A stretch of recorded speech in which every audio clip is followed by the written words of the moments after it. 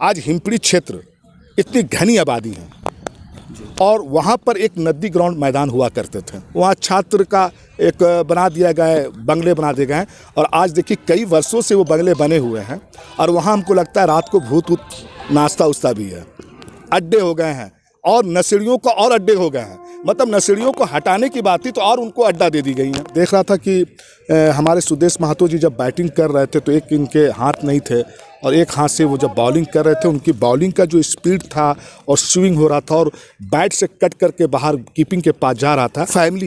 पूरी फैमिली ही नहीं बर्बाद हो रही है बल्कि उनके आस पास पड़ोस के रहने वाले और तमाम समाज का जो एक मोहल्ला है, कस्बा है या गांव है, वो सारे लोगों को फ़र्क पड़ता है। लेकिन इन चीज़ों पर सिर्फ हम लोग डिस्कशन करते हैं, बातें बड़ी बड़ी करते हैं बैठ करके कि फलना नशा में है तो ये वगैरह है, ऐसे हो। लेकिन उसके लिए हम लोग सोचते हैं कि वो नशा से कैसे उनको हटाया जाए।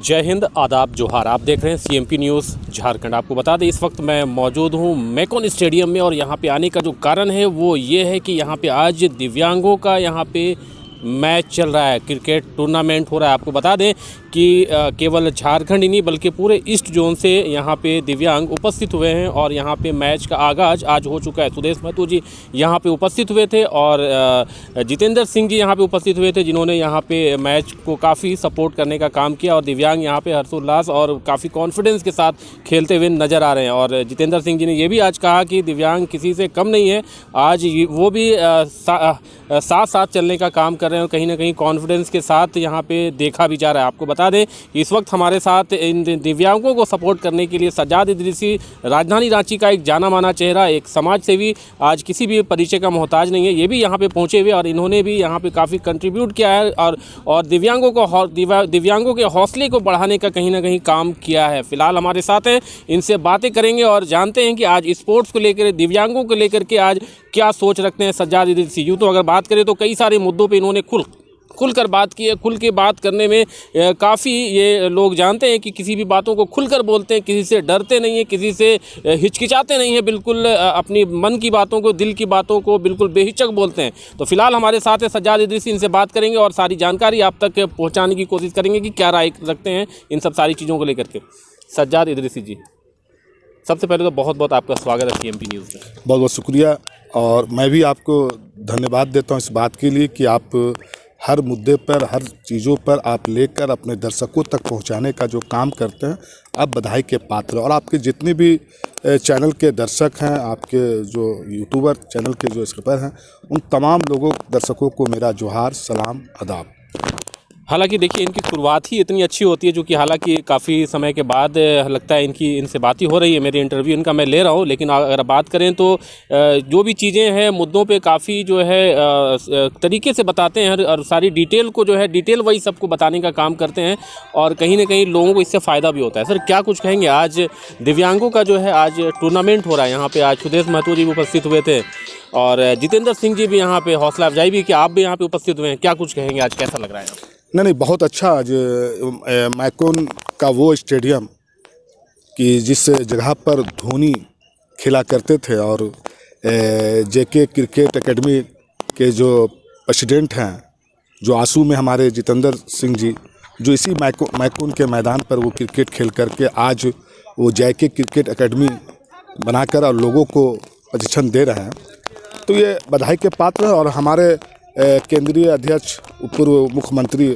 सुदेश महतो जी भी आकर और लोगों की हौसला अफजाई की और उनके भाषण पे बहुत सारी बातें खेल के प्रति, लोगों को ले जाने के प्रति उन्होंने बातों को अच्छी से रखा और तमाम लोगों के साथ उनके हौसला अफजाई किए। तो इन सब बधाई के पात्र हैं और दिल की गहराइयों से उन सबको इस कार्य के लिए मुबारकबाद पेश करता हूँ। आज सर अगर हम बात करें, यहाँ पे सुदेश महतो जी आए, उन्होंने खुद भी बैटिंग किया और लोगों के साथ फ़ोटो भी खिंचाया है, कुछ दिव्यांगों ने उनके लिए गाने भी गाए, मैंने देखा था।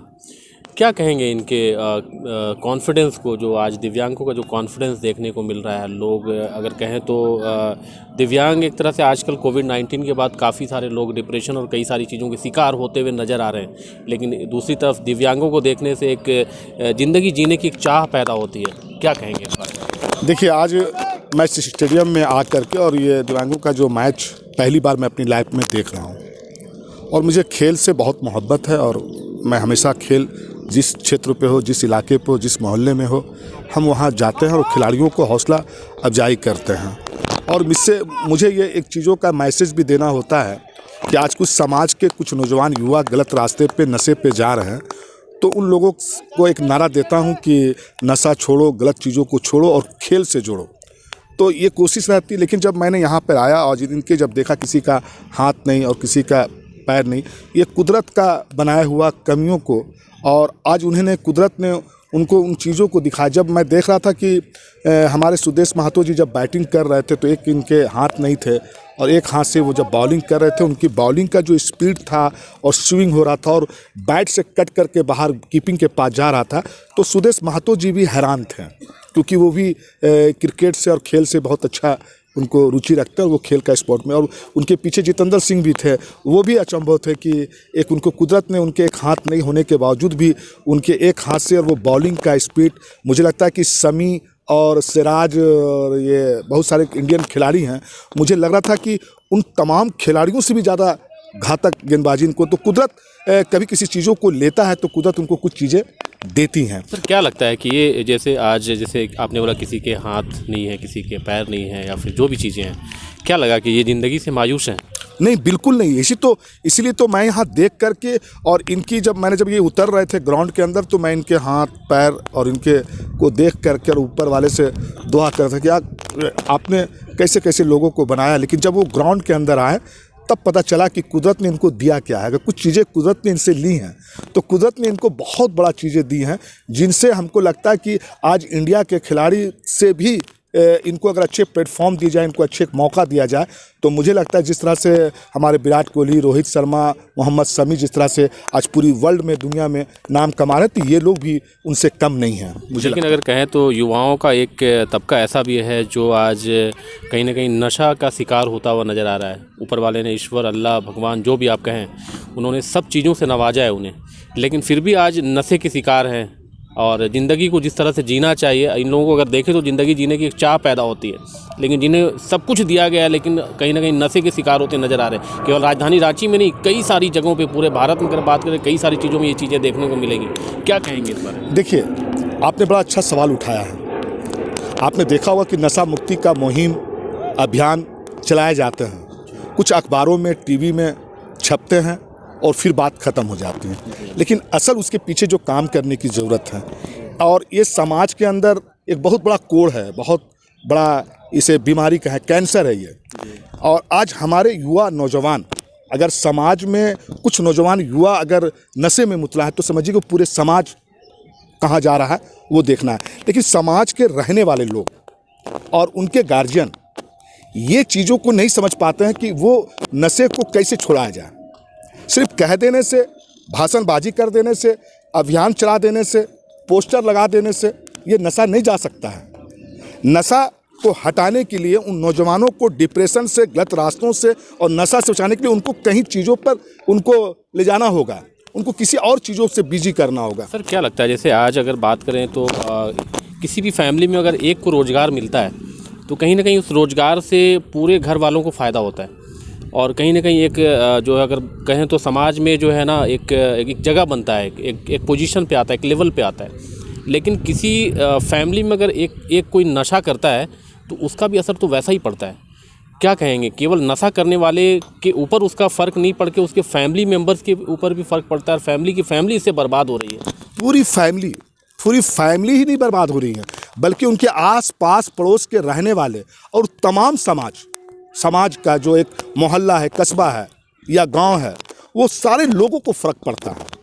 लेकिन इन चीज़ों पर सिर्फ हम लोग डिस्कशन करते हैं, बातें बड़ी बड़ी करते हैं बैठ करके कि फलना नशा में है तो ये वगैरह है, ऐसे हो। लेकिन उसके लिए हम लोग सोचते हैं कि उन नशा से कैसे उनको हटाया जाए। आप देख लें, आज हिमपड़ी क्षेत्र इतनी घनी आबादी है और वहाँ पर एक नदी ग्राउंड मैदान हुआ करते थे, लेकिन आज देखिए कि सरकार के दिमाग में क्या है, वहाँ छात्र का एक बना दिया गया है, बंगले बना दिए गए हैं, और आज देखिए कई वर्षों से वो बंगले बने हुए हैं, और वहाँ हमको लगता है रात को भूत नाश्ता उस्ता भी है, अड्डे हो गए हैं, और नशेड़ियों को और अड्डे हो गए हैं। मतलब नशेड़ियों को हटाने की बात थी तो और उनको अड्डा दे दी गई है। लेकिन अगर वही चीज़ों को इतनी आबादी के होने जगह पर और आप खेल की बात करते हैं, नौजवान खेलेगा तो देश खेलेगा, तो उसी हिसाब से अगर बात करते हैं तो उतनी बड़ी घनी आबादी में अगर नदी ग्राउंड मैदान को जयपाल सिंह स्टेडियम के नाम से या बिरसा मुंडा जी के नाम से अगर वो स्टेडियम मैकून के जैसा बना दिया जाता तो कई लड़के, कई नौजवान, कई युवा उससे खिलाड़ी बनकर के आते, वो नशे से बचते हैं। देखिए यही बात मैं कहता हूँ कि इनकी जो बातें होती है बिल्कुल अलग होती है। इन्होंने बात बिल्कुल काफ़ी सही कहा है कि अगर कई लोग खेलना भी अगर चाहते हैं तो खेलने के लिए कहीं ना कहीं ग्राउंड की ज़रूरत होती है, जगह की ज़रूरत होती है। अगर ग्राउंड हो तो लोग उसमें इंटरेस्ट भी लेते हैं और कहीं ना कहीं खेलते हैं। अगर शहर में अगर बात करें कि अगर गांव की बात करें तो वहाँ पे बहुत सारी जगह है, लेकिन शहरों में जगह बहुत कम होते हैं। कई सारे एरिया राजधानी रांची के ऐसे जहाँ पे खेलने के लिए ग्राउंड नहीं, जहाँ तक मैं जानता हूँ, और लोग खेलना भी चाहते हैं तो उन्हें जगह नहीं मिल पाती है। तो क्या लगता है कि अगर ग्राउंड का अगर इंतज़ाम करा दिया जाए तो नशा में जो लोग कहीं ना कहीं जुड़े हुए हैं कहीं ना कहीं उन्हें राहत मिलेगी? बिल्कुल 100%। मैं उसी बात को बता रहा हूँ, मैं आपको बीच में आपने मुझे रोका। आप ये देखें कि अब कहते हैं कि लोग कुछ तो सरकार में कुछ लोगों ने तो ये कहते हैं कि भाई वो ग्राउंड की जरूरत नहीं थी, इसकी वजह नहीं है, लेकिन मैं इसका वजह मानता हूँ कि अगर आज वो ग्राउंड होता तो नशा में भी गिरावट होती।